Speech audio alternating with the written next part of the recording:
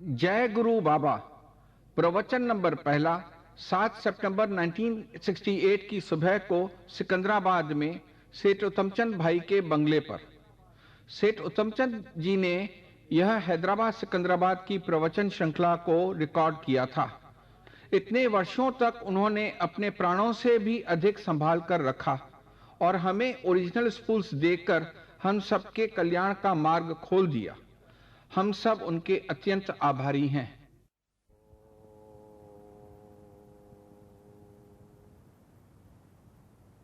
प्रणय पटु पिपासा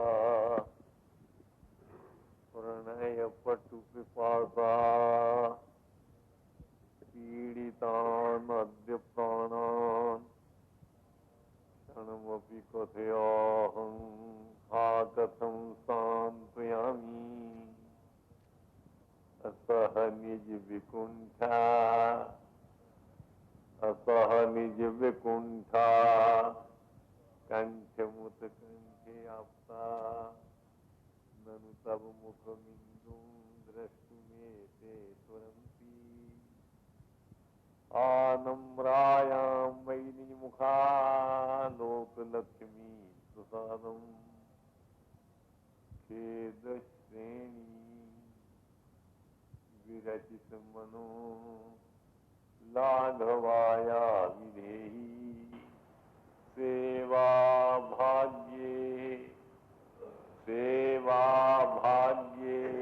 यद्यपि न विभो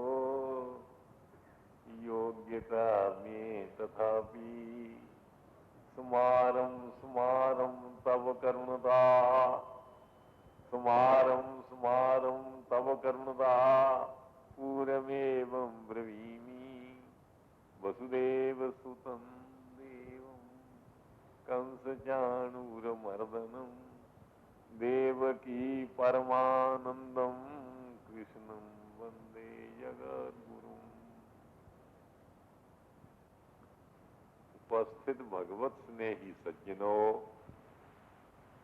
माताओं एवं 32 वर्ष के अनंतर हैदराबाद की जनता और सिकंदराबाद की भक्त मंडली इनके आकर्षण से सनातन धर्म सभा में आप जैसे स्नेहियों के साथ कुछ समय धर्म चर्चा करने का प्रभु ने सुंदर अवसर दिया।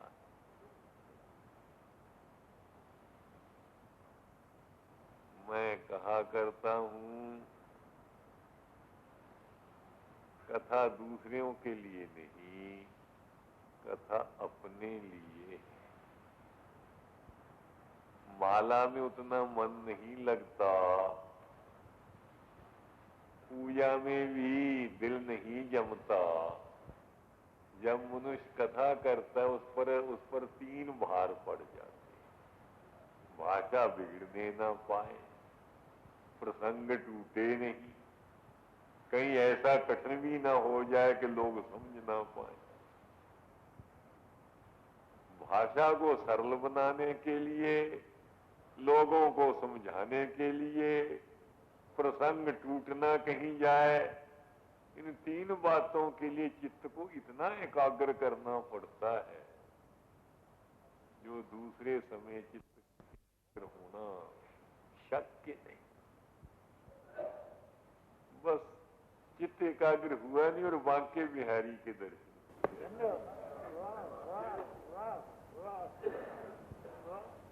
एक जयकरण जैसे मेरे प्रेमी अमृतसर रहा करते थे।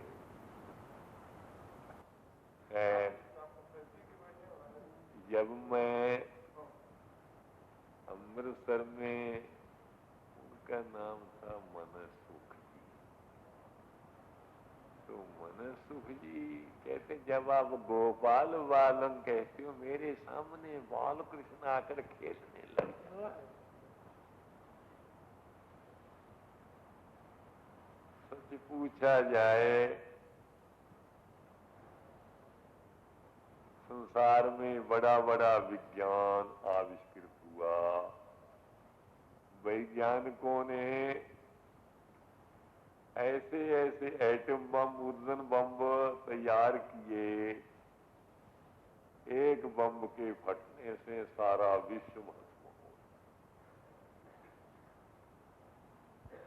ऐसे विज्ञान निकले, ट्रेनें बनी, विमानों का निर्माण हुआ। रिकॉर्ड करने वाले ये भाई रिकॉर्ड भी आ गए, जो आप बोलो भले मैं चला जाऊं, मेरा व्याख्यान आपके पास यूं का त्यों बना रहे। लाउड स्पीकर, वायरलेस, टेलीफोन, सब कुछ बना।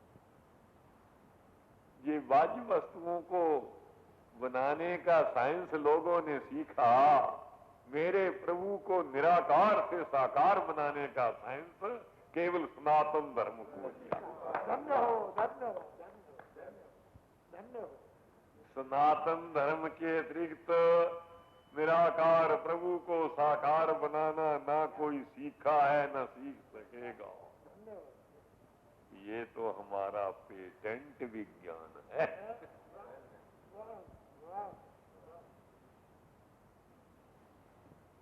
किसी सनातन धर्मी से लोग पूछते हैं, मेरे से भी लोगों ने पूछा कि महाराज एमए में चले गए, अब मैट्रिक के कोर्स की जरूरत क्या? ये आपका मंदिर में जाना, भगवान की पूजा करना, ये तो मैट्रिक का कोर्स है। जब हम एमए में पहुंच गए, हमने आत्मा का दर्शन कर लिया और हम ये कह उठे, सोहम सोहम, आई एम गॉड, मैं स्वयं परब्रह्म स्वरूप हूं। जब निराकार आत्मा का दर्शन हो गया, अब साकार प्रभु के दर्शन की जरूरत ही क्या? इसका उत्तर वेद, गीता, पुराण, उपनिषद सब जगह दिया है, और उस उत्तर से इतना लोगों को संतोष नहीं जितना उत्तर भक्त गोपिकाओं के शब्दों में होता है। गोपियों से उद्धव गए, पूछा कि गोपिका गण, तुम व्याकुल क्यों हो रही हो? तुम्हारी आंखों से अश्रुधारा क्यों बह रही है? आप पर तो प्रभु की अपार कृपा है, आपकी तुलना में मेरे पर तो कृपा का लेश है। जिस श्री कृष्ण के कृपा कण से मुझे आत्मा का दर्शन हो गया और मैं ज्ञानी बन गया, ये मैं नहीं कह सकता कि भगवत कृपा पात्र गोपियों को ज्ञान न हो। तो आपको ज्ञान तो अवश्य हुआ। जब ज्ञान हो गया तो एमए क्लास में तुम पहुंच गई, फिर ये मैट्रिक का कोर्स क्यों रटती हो? हा कृष्ण किमर्थम ना जाता। हे ही कृष्ण, स्वाम बिना वयम न जीवामः। आओ कृष्ण, तुम्हारे दर्शन बिना हम जी नहीं सकती। कहती ये क्या तुम लीला कर रही हो? गोपिकाओं ने बड़ा सुंदर उत्तर दिया। पूर्ण ब्रह्म सवैथाल व्यापक, पूर्ण ब्रह्म सवैथाल व्यापक, है हम हूँ यह जानती हैं। पूर्ण ब्रह्म सवैथाल व्यापक, है हम हूँ यह जानती हैं। नंद लाल बिना पै बिहाल, सवै हरिचंदन ज्ञान है ठानती हैं। ऊधो यही कहियो उनसे, हमें और नहीं कछु जानती हैं।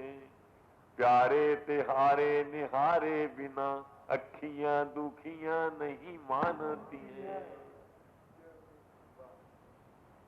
पूर्ण ब्रह्म समय थल व्यापक, ब्रह्म परिपूर्ण है।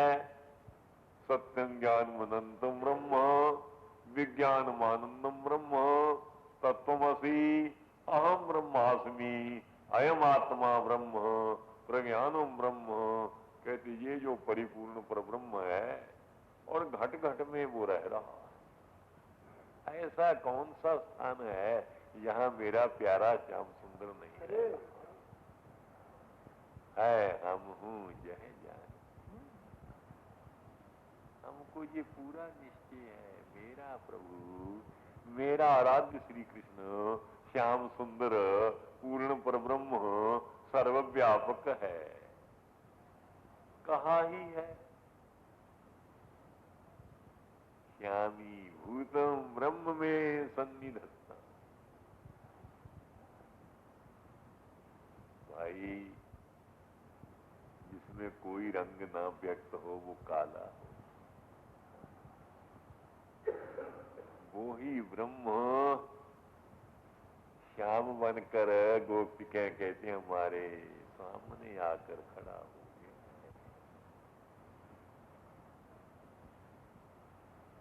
पुंजीभूतम प्रेम गोपांगनानाम, गोपियों का प्रेम ही मानो इकट्ठा हो गया, मानो जादुओं का पुण्य ही मूर्तिमान हो गया, मानो श्रुतियों का सार ही एक जगह इकट्ठा हो गया। वही परब्रह्म श्याम सुंदर श्याम होकर हमारे पास आ गया। ये हमें पूरा निश्चय है, आत्म दर्शन हमें अवश्य हो चुका। कहते फिर तरती शोकूंगा तुम बेटा तो शोक सागर से पार होते, फिर कोई शोक करती हो? नंद लाल बिना पै बिहाल समय, गोपी के कहने नंद लाल की बिना उपस्थिति के फिर भी हम व्याकुल हो रहे। हरिचंदन ज्ञान है जानती हैं। हरिचंद कवि के शब्दों में गोपिका कह रही हैं कि ज्ञान जो है वो मेरे हमारे चित्त को सांत्वना नहीं दे पाया, हमारे व्याकुल चित्त को शांत आत्म दर्शन नहीं कर सकता। वाह, जब आत्म दर्शन हो गया, एमए पास हो गए, मैट्रिक के कोर्स की जरूरत क्या? उद्धव कहते मुफ्त में, गोपिका कहते उद्धव फीस लेके वकील बने तो मुफ्त के वकील क्यों बन रहे हो? बस बोलो मत, डोंट स्पीक अगेन, बैठे रहो, बोलो मत। तुम दूत हो, उधर का संदेश इधर ला दो और इधर का उधर कह देना, बीच में झगड़ा क्यों करते? उद्धव यही कहियो उनसे, हे उद्धव ये कह देना हम और नहीं कछु जानती, हम तो कुछ जानती नहीं, हम कोई पढ़ी लिखी कि तेरी शंकाओं का, तेरे प्रश्नों का उत्तर दें। उद्धव ने समझा हाँ ये ग्रामीण देवी है, इनको बातचीत क्या कर सकती है, क्या ब्रह्म चर्चा को समझ। अपने विचार में उद्धव ने उन्हें निरुत्तर कर दिया, पर ये नहीं पता कि वो ऐसी युक्ति से उद्धव का उत्तर दे गई कि उद्धव को पता चलने पर हैरान और आश्चर्य और चकित होना पड़े। क्या कहती है? प्यारे तिहारे निहारे बिना अखियां दुखियां नहीं मान। कहते कृष्ण से ये कह देना, हे प्यारे हमारा मन तो मानता है, भले ही आप ना आए, पर आपके देखने के बगैर हमारी आंखों का टोरा है, वो आंखें नहीं मानती, मन तो मानता है। क्या सुंदर भक्त हृदय उत्तर दे रहा है। गोपिका कहती है आपको पता है जो जिसकी खुराक उससे मिलने से उसकी तृप्ति होती। गऊ को घास डाल दो खुश हो जाए, बच्चे को दूध पिला दो प्रसन्न हो जाएगा। आप हमको जरा प्रभु का प्रसाद मिल जाए 56 प्रकार के भोग का, फिर क्या कहता है?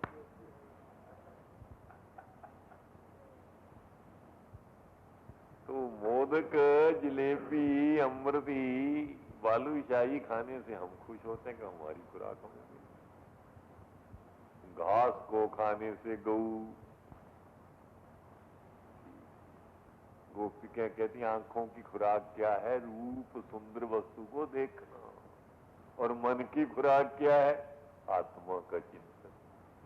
कहते हो उस निराकार ब्रह्म चिंतन से मन को तो खुराक मिल गई, आंखों को तो न मिली, इसलिए आंखें दुखी हैं। निराकार ब्रह्म का दर्शन होने पर मन तो हमारा प्रसन्न होता है, पर आंखों को प्रसन्न करने के लिए प्यारे श्याम सुंदर साकार रूप में दर्शन देना ही होगा। इसीलिए सनातन धर्म इन प्यासी आंखों को शांति देने के लिए प्रेम के जादू का प्रभाव डालकर उस निराकार प्रभु को वैकुंठ से बुलाकर इस धराधाम पर अपने सामने खड़ा कर लेता है और कहता है आंखें लगा के तुमसे न पलकें हलाएंगे, देखेंगे नाच हम तुम्हें आगे। ये सनातन धर्म का जादू है, और किसी धर्म में ये बात है। अब मैं जरा सनातन धर्म के आपको थोड़े से में सभी सिद्धांत कहे। दुनिया में सबका मान्य पुस्तक है गीता। इसमें किसी संप्रदाय का हक नहीं, ना ये हिंदुओं की, ना मुसलमानों की, ना क्रिश्चियनों की। ये एक व्यापक पुस्तक है। इस व्यापक पुस्तक की भूरी भूरी प्रशंसा एमरसन जैसे अमेरिकनों ने की। एमरसन कहा करता था जितनी देर मैं गीता को पढ़ता हूं मुझे नया ही ज्ञान मिलता है।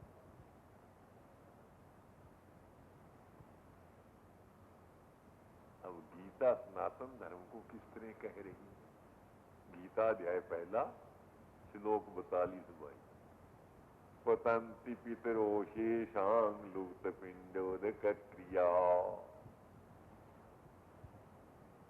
कहते कुल क्षय होने से जब स्त्री अनाचारिणी हो जाती हैं, वर्णाश्रम व्यवस्था बिगड़ जाती है, वर्ण संकर संतान हो जाती है, कहते फिर उनका दिया हुआ पिंड पितरों को पहुंचता नहीं, तो मृत पिंड जो पितर हैं स्वर्गों पितृलोक में पिंडादि के ना पहुंचने के कारण वो वहां से गिर जाया करते हैं। दोषिरेतई कुलग्नानाम वर्ण संकर कारकई उत्साद्यन्ते जाति धर्मा कुल धर्माश्च शाश्वता उत्सन्न कुल धर्माणाम मनुष्यानां जनार्दन नरके निजतम वासो भवतीत्यनुशुश्रुमा। वहां श्राद्ध का वर्णन आ गया, जो सनातन धर्म का मुख्य सिद्धांत। आ रहे हैं श्राद्ध, आरंभ ही हो गए। औरंगजेब के पिता ने औरंगजेब को कहा था कि धन्यवाद है हिंदुओं को जो मरे पिता को भी जलदान करते हैं। अरे तू किस तरह का एक उच्च कोटि का अपने को मुसलमान कहलाता, तो तू जीते बाप को भी पानी से तरसा रहा। ये है हमारा श्राद्ध का सिद्धांत। गीता ने हमारे सनातन धर्म के श्राद्ध सिद्धांत को कहा। दूसरा सनातन धर्म का सिद्धांत क्या है कि निराकार प्रभु भक्तों की रक्षा के लिए माया की सहायता से साकार बनकर रक्षा करते हैं। जैसे बच्चे पर मुसीबत आने पर पिता रुक नहीं सकता, किसी नौकर को आज्ञा नहीं देगा कि बच्चे को बचाओ, वो स्वयं दौड़ता अपने बेटे को बचाने के लिए। भक्तों पर जब मुसीबत आती है मेरे दयालु प्रभु फौरन किसी देवता को आज्ञा देने की जरूरत हिम्मत ही नहीं करते, वो स्वयं अपने भक्त की रक्षा के लिए दौड़ पड़ते हैं। ये गीता के अध्याय 4 में श्लोक 5, 6, 7, 8 में कहा संभवामि जुगे जुगे मैं प्रत्येक युग में अवतार लेता हूं। ये दूसरा सनातन धर्म का। तीसरा सनातन धर्म का सिद्धांत क्या है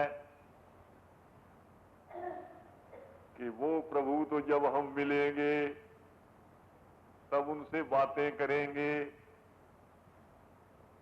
उनकी चरण सेवा तो न जाने हमें कब मिले। हम अपने मन को प्रसन्न करने के लिए जैसे बाप का दर्शन ना हुआ तो बाप की तस्वीर से मन को प्रसन्न करते हैं, भगवान की प्रतिमा बनाकर उस प्रतिमा में भगवान की भावना रख के षोडशोपचार पूजा करना और उसी प्रतिमा से भगवान को प्रकट कर लेना।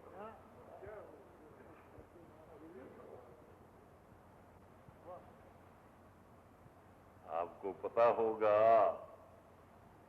ये मूर्ति पूजा को तप कहा है गीता में। गीता अध्याय 17 श्लोक 14। देव द्विज गुरु प्राज्ञ पूजनम शौचम आर्जवम ब्रह्मचर्य हिंसा च शारीरम तप उच्चते। पहला शरीर का तप क्या? देव पूजा। यहाँ मूर्ति पूजा का सिद्धांत आ गया। और बाकी चौथा सिद्धांत है वर्णाश्रम व्यवस्था। वो भी साफ कह दिया भगवान ने, चातुर वर्णम मया सृष्टम, मैंने इन चारों वर्णों की सृष्टि की है। और फिर आगे चलकर 18वें अध्याय में ब्राह्मण क्षत्रिय वैश्य शूद्रों के अलग अलग कर्तव्य बतलाए। सनातन धर्म का कोई ऐसा सिद्धांत नहीं जिसको गीता ने न कहा। और जो गीता में कहा गया वो वेद से लिया गया। गीता में एक ऐसी बात नहीं जो वेद से न ली गई।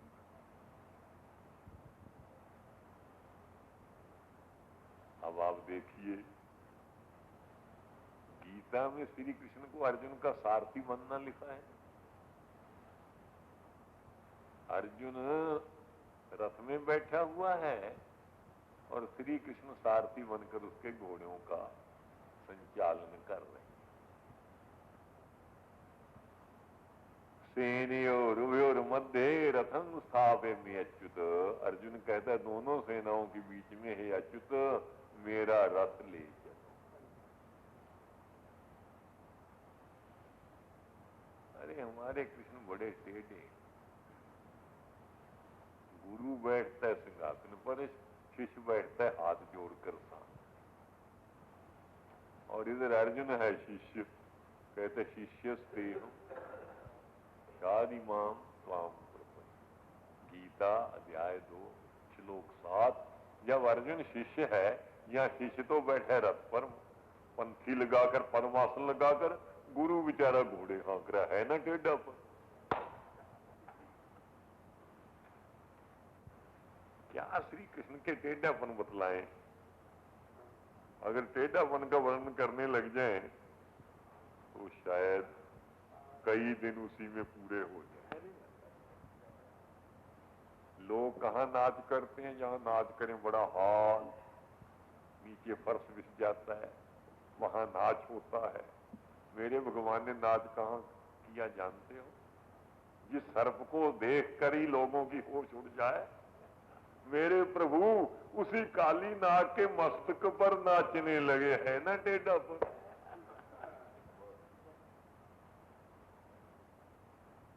एक भगवान ने गीता में और बात बतला दी। अर्जुन है शिष्य, कृष्ण है गुरु। भगवान ने कहा अर्जुन को शिष्य रहना चाहिए और कृष्ण को गुरु, तभी जगत का कल्याण है। अर्जुन एक वृक्ष होता है, उसका रंग सफेद रंग होता है। अर्जुन का अर्थ है सफेद। भाई गोरे हैं शिष्य, भारतवर्ष कृष्ण है गुरु। कहीं उल्टा न कर लेना, यूरोप को बना लो गुरु और भारत को बना दो चेला। आजकल जगत गुरु भारत, संसार को शिक्षा भारत से मिली, तो हम क्या हैं भी? हम तो श्री कृष्ण के उपासक हैं। उपासक तो उपासक का रूप है, हम तो हैं काले, और माया होती है गौर वर्ण। तो माया के उपासक हैं यूरोप वाले, वो हैं गौर, तो वो हैं अर्जुन। वो तो अर्जुन को शिष्य बनाना, गुरु नहीं उनको समझना। अगर घोड़ों को गुरु बनाओगे तो पतन होगा, ये गीता का सिद्धांत। भारतवर्ष को अपनी प्राचीन संस्कृति पर दृढ़ रहना होगा, और अगर हमने विदेशी संस्कृति को अपनाया, याद रखिए निश्चित हमारा अदय पतन होगा। जो किसी की नकल करता है वो कितना भी भला हो, वो जरूर कैदी बनता। तोता कितना अच्छा बतलाओ, किसी का कुछ बिगाड़ता है। जिस राम नाम कहने से लोगों का कल्याण हो, तो उसी राम नाम से वो बेचारा पिंजरे में डाला। कारण क्या? उसने नकल की। जब मनुष्य की नकल की, उसका नतीजा ये हुआ कि तोते को पिंजरे में कैद होना पड़ा। अरे भाई, जब हम अपनी प्राचीन सनातन संस्कृति को छोड़कर विदेशियों की नकल करेंगे, तो तोते की तरह तुम्हें कैदी बनना पड़ेगा। जब महात्मा गांधी ने उपदेश दिया कि तुम प्राचीन संस्कृति पर आ जाओ, खादी पहना करो, सादे रहा करो, विदेशियों की नकल ये पैंट बूट सूट छोड़ दो, वह यूं ही हमने नकल छोड़ी, क्विट इंडिया कहते विदेशी भाग गए।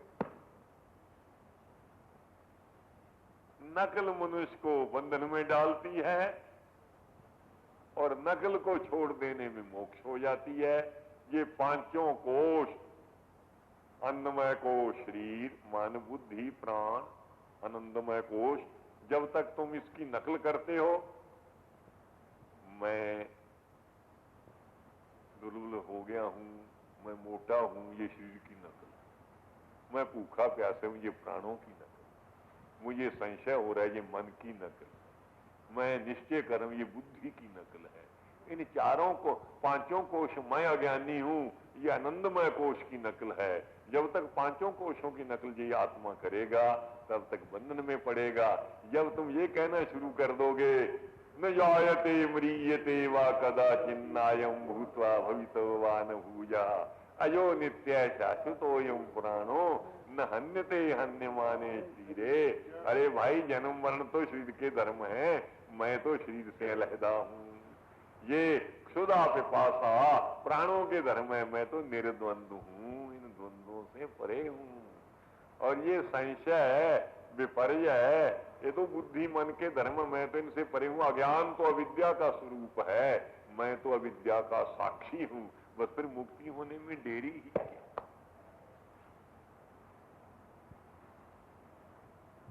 एक संत, जैसे अब संत मंडल आ गया, किसी शहर में आ गए,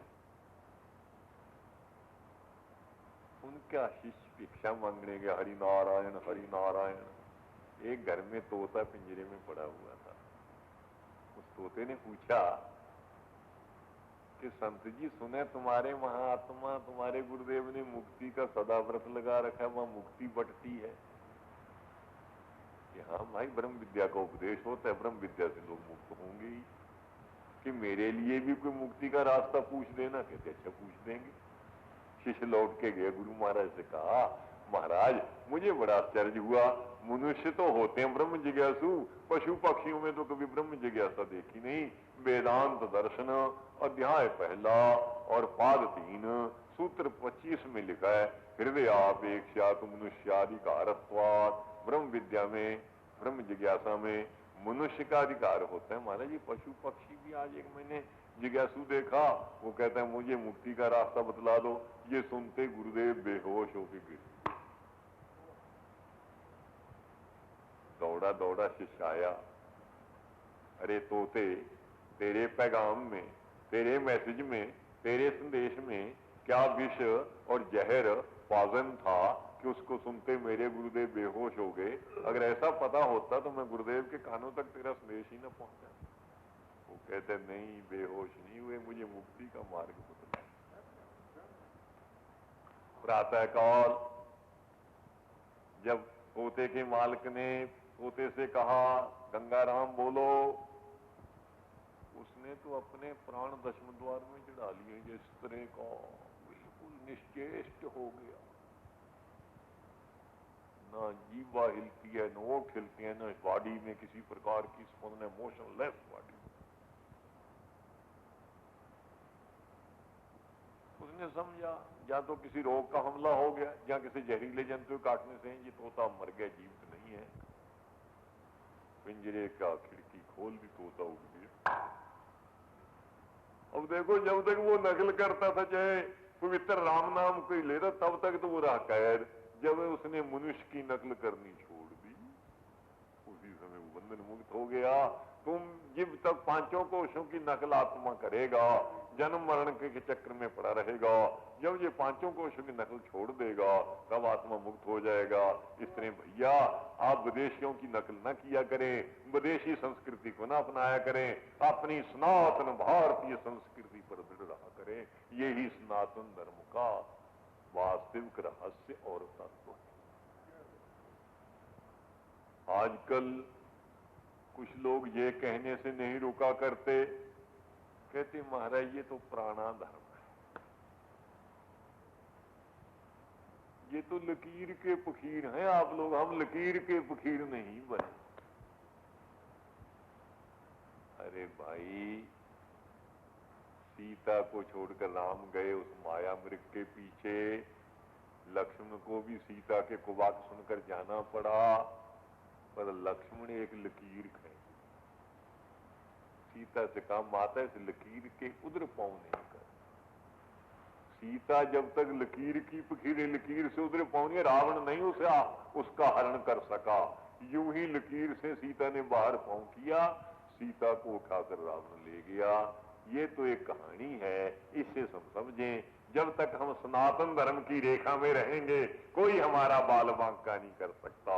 जब सनातन धर्म की रेखा का उल्लंघन करेंगे, हमारी सीता रूपी लक्ष्मी को समुद्र के पार विदेशी ले जाएंगे। ये है सनातन धर्म के रहस्य और तत्व।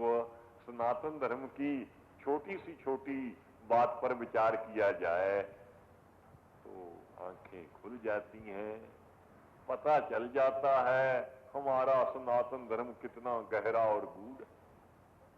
कभी आपने बालकृष्ण की मूर्ति देखी होगी, वहां क्या है? वहां लिखते हैं करारविंदेन पदारविंदम मुखारविंदे विनिवेश। भगवान अपने चरण कमल के अंगूठे को पकड़कर अपने हस्त कमल से अपने मुख कमल में डालकर चूस रहे। समझा? छोटी सी बात, बिल्कुल ये छोटी सी बात। भगवान अपने पांव का अंगूठा अपने ही हाथ से अपने मुख कमल में डालकर चूस। समझते इसका कारण क्या? आजकल के बच्चे, जब हम बालक थे, हम भी ऐसे ही करते, अंगूठा डालकर मुख में चूसा करते। बोला हम तो कह देंगे कि जगत पिता परमात्मा बालक को, न उसके हम बच्चे हैं, जो पिता का स्वभाव है वो बच्चे में आ जाया कर। पर बाप में ये स्वभाव क्यों आया? बाल मुकुंद ने ऐसा क्यों किया? किसी भक्त ने बड़ा सुंदर, विहाय पीयूष रसम मनीश्वरा ममांग्री राजीव रसम पिबन्ति किम इति स्वय पादाम्बुजपान कौतकी स गोप बालय श्रीमातनोतु वः। कैसे बड़े बड़े जो मुनिराज थे, इंद्र ने प्रार्थना की भगवान मेरे स्वर्ग में चलो, वहां अमृतपान कर। योग दर्शन पाद 3 सूत्र 51 में लिखा स्थान उपनिमंत्रणे संग समयाकरणम पुनरानिष्ट प्रसंग। बड़े बड़े स्वर्गादि देशों के जो स्वामी इंद्र आदि हैं वो इन कहते आमंत्रित करते हैं। योगी को चाहिए ना तो उन पदार्थों में प्रीति करे, ना ही कहते गर्व करे कि मैं इतना बड़ा हूं। इंद्रादि देव भी मेरे हाथ जोड़े हैं। पुनर्निष्ठ प्रसंगात, अगर अभिमान आ गया कहते फिर पतन हो जाए। तो अमृत की भी प्रवाह नहीं, स्वर्ग को भी ठुकरा रहे हैं। भगवान ने सोचा जिससे मनुष्य जरा व्याधि मृत्यु को जीत लेता है और जिस अमृत को बड़ा मधुर कहते हैं, उस अमृत के रस को जिन्होंने ठुकरा दिया, वो मुनिराज जोगीराज मेरे चरण कमल का पान क्यों करते हैं? ममांग्री राजीव रसम पिबंती किम, मेरे चरणों के कमल का रसास्वाद क्यों करते हैं? इन चरणों में रखा क्या है? अब देखो ना, हैदराबाद में कहते कि अमुक हलवाई मिठाई बड़ी अच्छी, सारा शहर प्रशंसा कर रहा है। सिकंदराबाद, हैदराबाद, यहां तक कि मद्रास भी पार्सल पहुंचते हैं। तो हलवाई का ख्याल आएगा कि मेरी मिठाई देख तो मैं भी तो अनुभव करूं कैसी है। भगवान ने समझा जब मेरे चरण कमल को अमृत का तिरस्कार करके भक्त पीते हैं तो जरा मैं भी तो इसका टेस्ट करूं। पादाम मुझे पान को इस तरह अपने चरण कमल के पीने का जिन्हें आश्चर्य हो रहा है। सह गोपबाला, वो जो गोपाल बाल बाल मुकुंद कहते हमारी लक्ष्मी का विस्तार करे। देखा अंगूठा चूसने में भी रहस्य। लो ये भला 5 अंगुलियां क्यों बनी? कोई धर्म इसका जवाब नहीं दे। हमारा सनातन धर्म इसका उत्तर देता। ये हाथ भोग के लिए नहीं है भाई, योग के लिए। ये राग के लिए नहीं, त्याग के लिए। अब देखिए आपकी इंद्रियें इन कानों से, इन आंखों से, इन नाक के छिद्रों से निकलकर ही विषयों की ओर दौड़ती। तो गीता ने साफ कह दिया सर्वद्वाराणि संयम्य।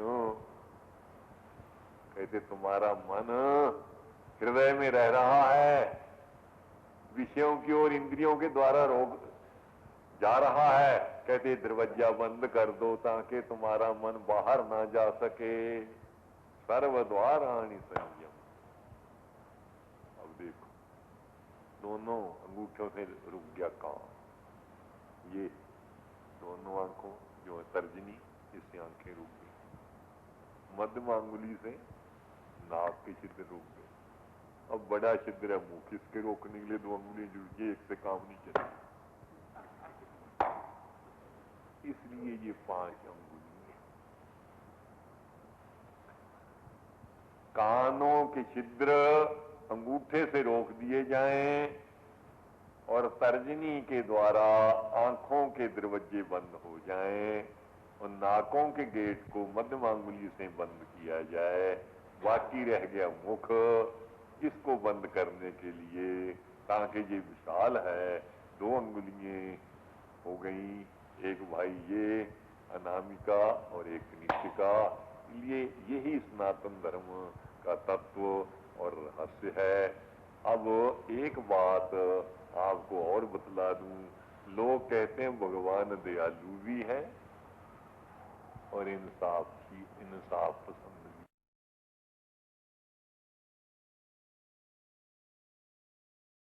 इंसाफ भी करता है और दयालु।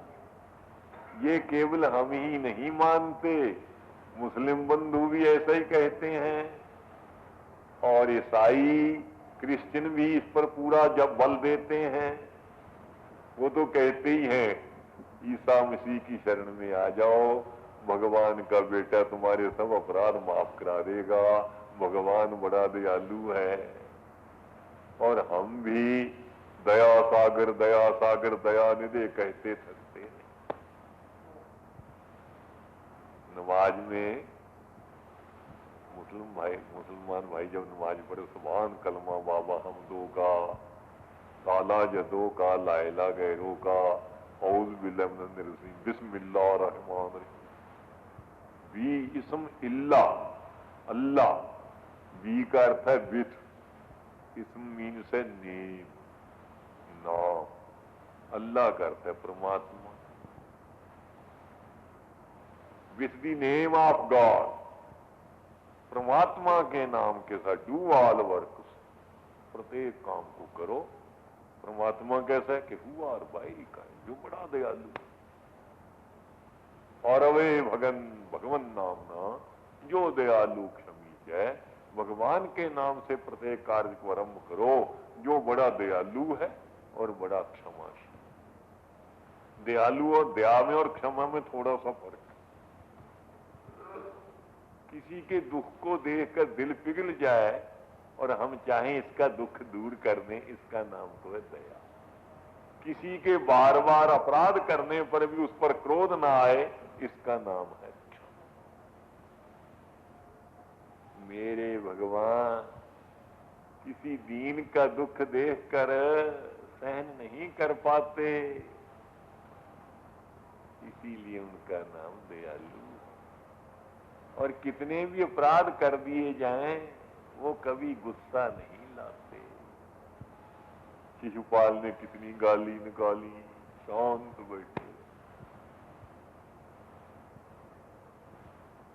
और सच पूछा जाए तो वल्लभाचार्य जी कहते हैं, हे प्रभु मुझे बड़ी घबराहट थी कि नए नए जन्म लेकर मैं नई नई गलतियां करता हूं, मेरा कल्याण कैसे होगा।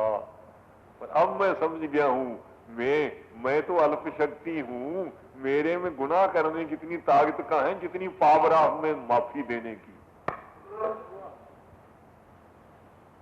गुरु नानक जी कहते हैं, लेख है कबू न छूट ही, खिन खिन भूल न हार, बख्श न हारा बख्श ले नानक पार। इसलिए वे क्या सिख, क्या हिंदू, क्या मुसलमान, सारे धर्म भगवान को दयालु भी मानते हैं और ये भी कहते हैं वो बड़ा न्यायशील है, इंसाफ करता है। मतलब ये दोनों बातें जैसे अंधेरा और प्रकाश, लाइट और डार्कनेस, दोनों एक जगह कैसे रहे।